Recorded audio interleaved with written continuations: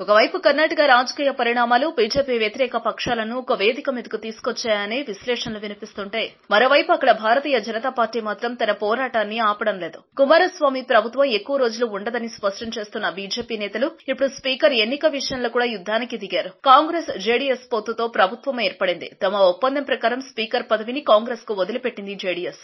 ఈ మేరకు Congress party MLA KR Ramesh Kumar nomination దాఖలు చేశారు. కాంగ్రెస్ జేడీఎస్ ల బలం కలిస్తే స్పీకర్ గా రమేష్ కుమార్ ఎన్నికయ్యే అవకాశం ఉంది. అయితే బీజేపీ మాత్రం వెనక్కు తగ్గలేదు. బీజేపీ తరపు నుంచి రాజాజీనగర్ ఎమ్మెల్యే సురేష్ కుమార్ స్పీకర్ పదవికి నామినేషన్ దాఖలు చేశారు.